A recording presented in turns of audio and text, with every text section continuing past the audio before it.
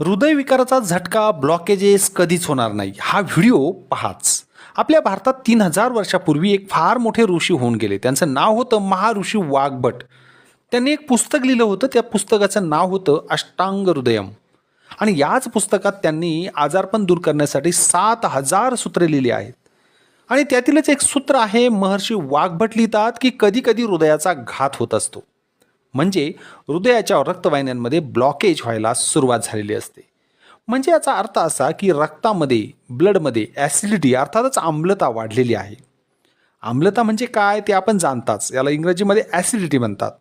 आम्लता दोन प्रकारची असते. एक असते पोटाची आम्लता आणि दुसरी असते रक्ताची आम्लता. आपल्या पोटात जेव्हा आम्लता वाढते तेव्हा आपण म्हणतो पोटात आग पडल्यासारखं वाटतंय, आंबट ढेकर येत आहेत, तोंडात सारखं पाणी येतंय. आणि ही आम्लता जेव्हा आणखीन वाढते तेव्हा तिला इंग्रजीत म्हणतात हायपर ॲसिडिटी. आणि हीच पोटातली आम्लता वाढत वाढत जेव्हा रक्तात उतरते तिलाच रक्त आम्लता म्हणजेच ब्लड ॲसिडिटी म्हणतात. आणि जेव्हा ब्लडमध्ये ॲसिडिटी वाढते तेव्हा हे आम्लयुक्त रक्त हृदयाच्या रक्तवाहिन्यांमध्ये वाहू शकत नाही आणि रक्तवाहिन्यांमध्ये ब्लॉकेजेस निर्माण होतात. आणि असं होतं तेव्हाच हार्ट अटॅक येतो. त्याशिवाय हार्ट अटॅक नाही येत.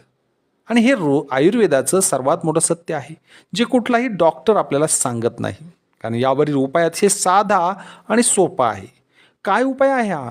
महर्षी वाग्भट यांनी लिहून ठेवलं आहे की जेव्हा रक्तात आम्लता वाढलेली असते तेव्हा आपल्या आहारामध्ये क्षारयुक्त पदार्थांचा समावेश करावा. आपल्याला हे माहीतच आहे की पदार्थ दोन प्रकारचे असतात, आम्लयुक्त आणि क्षारयुक्त, ॲसिडिक आणि अल्कलाईन.